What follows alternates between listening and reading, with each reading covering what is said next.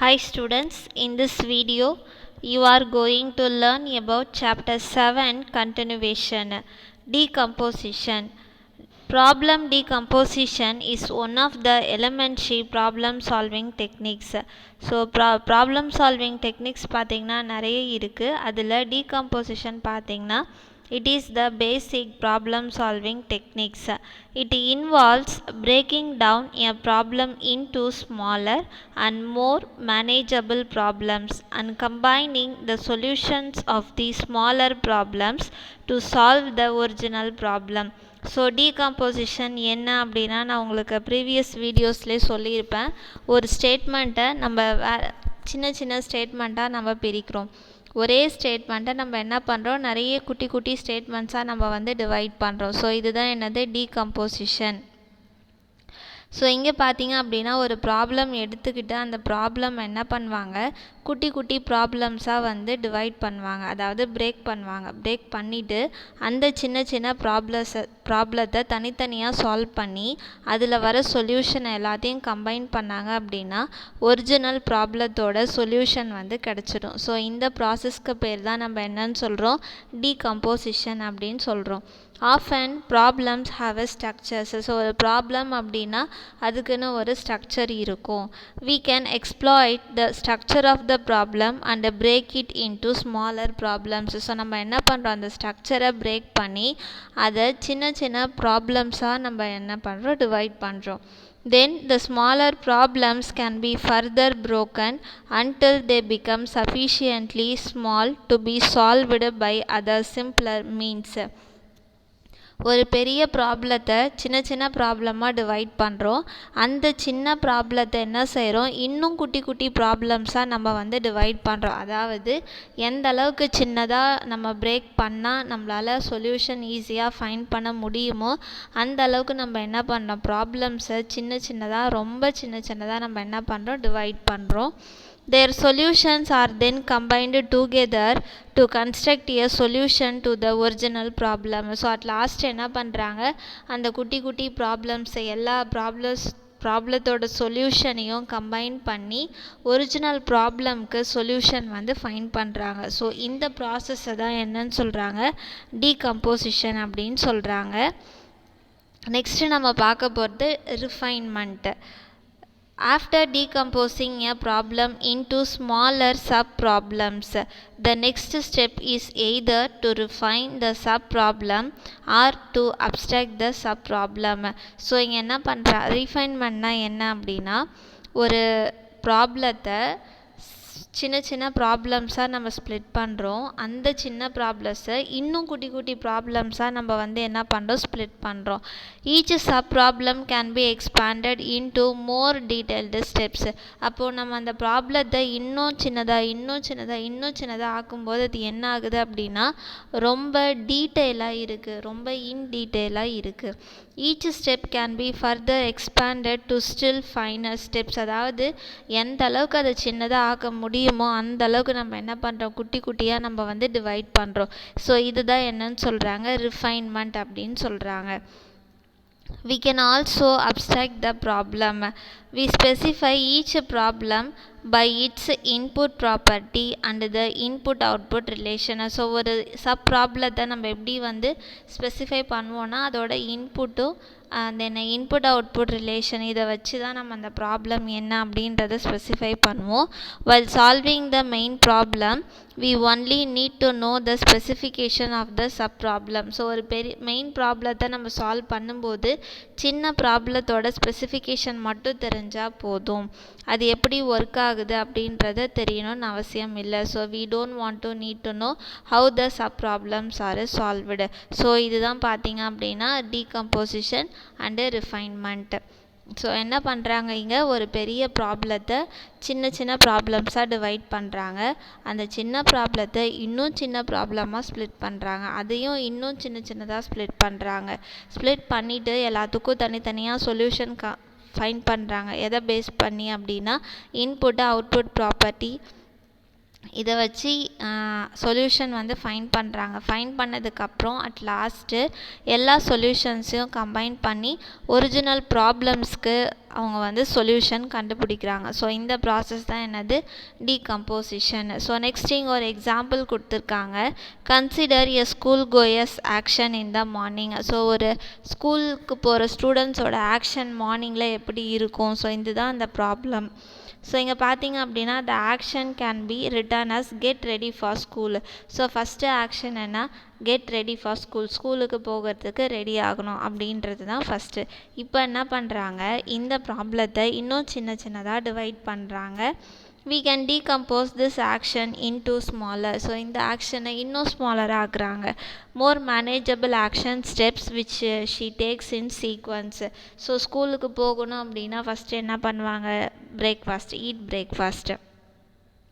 Next put on clothes, next leave home. So சாப்பாடு சாப்பிடுவாங்க, next uniform போடுவாங்க, next வீட்டிலேருந்து வெளியில் வந்துடுவாங்க. So get ready for school அப்படின்ற ஆக்ஷனை ஒரு 3 ஆக்ஷனாக வந்து ஸ்ப்ளிட் பண்ணியிருக்காங்க. Next we have refined one action into a detailed sequence of actions. So இப்போது மெயின் ப்ராப்ளம் வந்து பார்த்தீங்க அப்படின்னா get ready for school. So அந்த ப்ராப்ளத்தை ஒரு 3 ப்ராப்ளம்ஸாக டிவைட் பண்ணியிருக்காங்க. Eat breakfast, put on clothes, then leave home. இந்த 3 ப்ராப்ளத்தை இன்னும் டீட்டெயிலாக அவங்க என்ன பண்ணுறாங்க, டிவைட் பண்ணுறாங்க. However, each of these actions can be expanded into a sequence of actions at a more detailed level, and this expansion can be repeated. The action eat breakfast can be expanded as. So இப்போ பார்த்தீங்கன்னா eat breakfast அப்படின்ற ஆக்ஷனை இன்னும் வந்து அவங்க என்ன பண்ணுறாங்க, divide பண்ணுறாங்க. Eat idlis, eat eggs, eat bananas.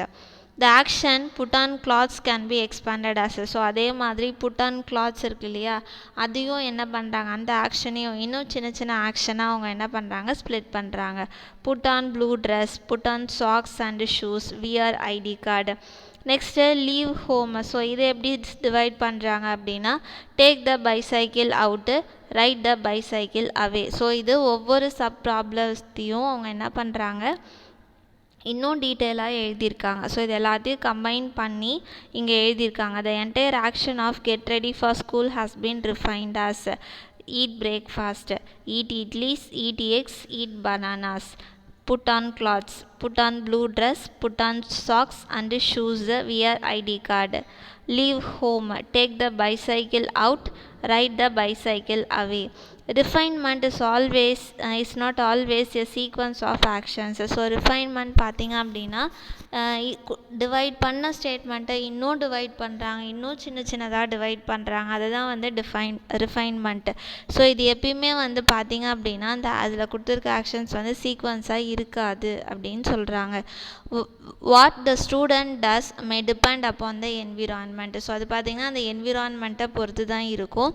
How she eats breakfast depends upon how hungry she is and what is on the table.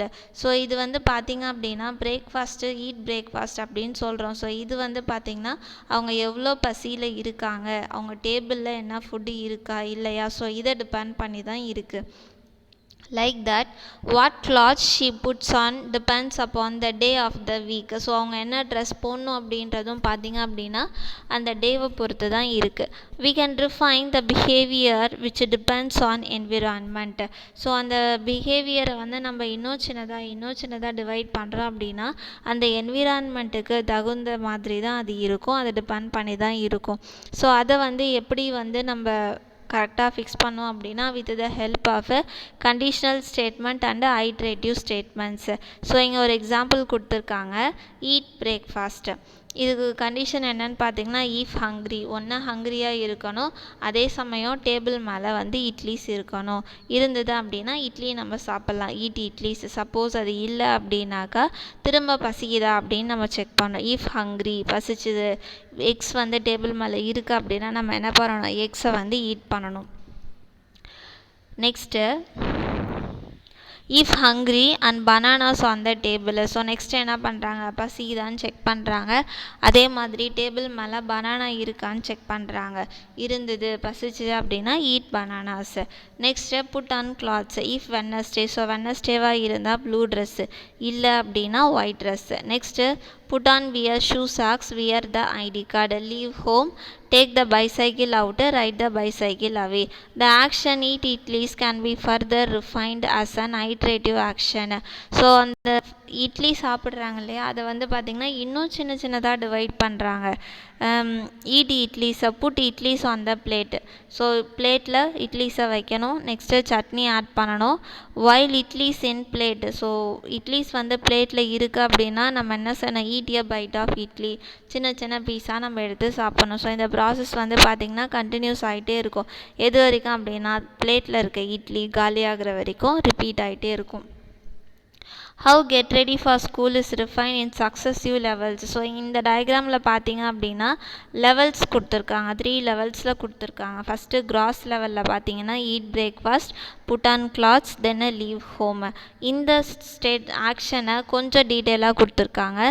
Eat idlis, eat eggs, eat bananas, eat பிரேக்ஃபாஸ்ட்டில் வரும். அதே மாதிரி put on clothes, put on blue dress, put on socks and shoes, wear ID card. Next பார்த்தீங்கன்னா leave home, take the bicycle out, ride the bicycle away. So இப்போ என்ன பண்ணுறாங்க, இந்த ஆக்ஷனை இன்னும் சின்ன சின்னதாக டிவைட் பண்ணுறாங்க, மோர் detailed. put idlis on plate, add chutney, eat a bite of idli, eat a bite of idli, eat a bite of idli. So இதுதான் வந்து பார்த்தீங்க அப்படின்னா இத்தனை லெவல்ஸ் தான் வந்து நம்ம ரிஃபைன்மெண்ட்டில் வந்து நம்ம ஃபாலோ பண்ணுறோம். நெக்ஸ்ட்டு நம்ம பார்க்க போகிறது ஃப்ளோ சார்ட். ஸோ இதே ப்ராசஸை எப்படி ஃப்ளோ சார்ட்டில் டெபிக் பண்ணியிருக்காங்க அப்படின்னு பார்க்கலாம். ஃபஸ்ட்டு ப்ராசஸ் ஸ்டார்ட் ஆகுது. நெக்ஸ்ட்டு ஹங்க்ரியாக இருக்கான்னு செக் பண்ணுறாங்க. அதே சமயம் டேபிள் மேலே இட்லி இருக்கான்னு செக் பண்ணுறாங்க.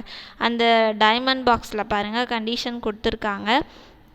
இந்த கண்டிஷன் ட்ரூவாக இருந்தது அப்படின்னா புட் இட்லிஸ் ஆன் பிளேட்டு.